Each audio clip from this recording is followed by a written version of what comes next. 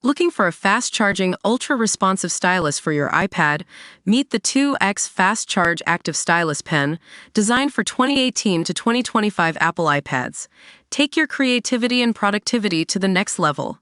Click the link in the video description to shop now on Amazon. Labor's DWP benefit cuts consultation, branded bogus, for avoiding controversial topics. The Department for Work and Pensions Secretary Liz Kendall announced on Tuesday plans to slash approximately £5 billion from the benefits budget by 2028, introducing a raft of contentious measures aimed at reducing the rising number of sickness and disability benefit claimants.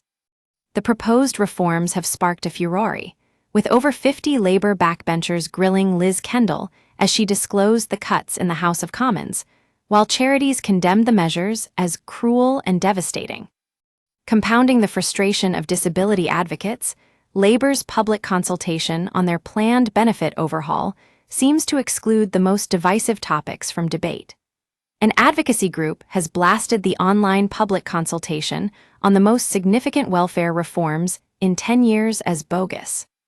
During the consultation, disabled individuals, charities, and the general public will not be given the opportunity to comment on the intention to abolish the work capability assessment by 2028. Instead, assessments for all sickness and disability related to universal credit will be conducted using the Personal Independence Payment Assessment System. The government is stonewalling inquiries regarding this substantial shift in assessing financial support for health conditions, declaring, "This change will be non-negotiable. We will implement this change via primary legislation. Further details will be published in the forthcoming white paper. We are not consulting on this measure." It is estimated that approximately 3 million individuals in the UK are claiming some form of sickness or disability benefit, including PIP or universal credit. Government expenditure on incapacity benefits has surged by around £19 billion over the past 5 years.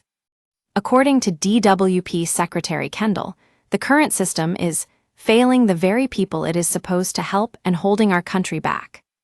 Benefits and Work, an advocacy group, has compiled a list of contentious changes that are not being put to public consultation.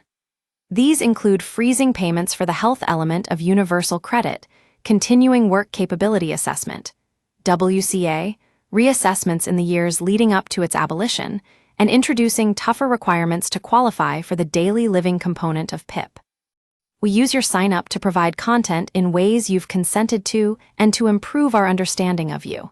This may include adverts from us and third parties based on our understanding. You can unsubscribe at any time. Read our privacy policy. The group has also argued that the consultation process is flawed, posing leading questions rather than seeking essential feedback on the sweeping changes to DWP benefits. For instance, instead of asking for opinions on the PIP policy change, the consultation asks, "How could we improve the experience of the health and care system for people who are claiming personal independence payment who would lose entitlement?"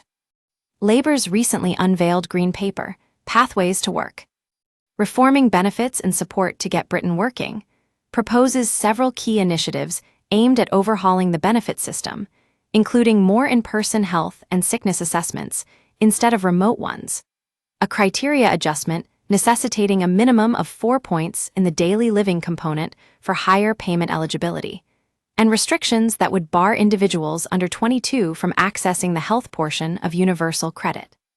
Mikey Earhart, policy officer at Disability Rights UK, criticized the reforms, saying, "The minister stood up today and made clear that, after months of rumors, media speculation, and spin, these reforms are not about supporting disabled people into work, but making brutal and reckless cuts of £5 billion. That is up from £3 billion just a few weeks ago." The rise in claims is driven by the increase in the retirement age, record NHS waiting lists, inadequate education and mental health support for young disabled people, and a complete failure to tackle the disability employment and pay gaps. Yet the government has decided to create a rhetorical smokescreen around the depth of cuts it's going to make. The government intends to bar young disabled people from receiving the universal credit health component until they are 22. That is alongside their promise to significantly increase assessments at scale without making the assessment process safer for those going through the system right now. These measures mark dangerous cuts for all disabled people. Furthermore, altering the PIP award criteria will make it harder for those who need support to qualify. The minister's assertion that 1,000 more face-to-face assessments will be more accurate is laughable. We know that in-person assessment causes more stress and worry and often leads to inaccurate findings from assessors.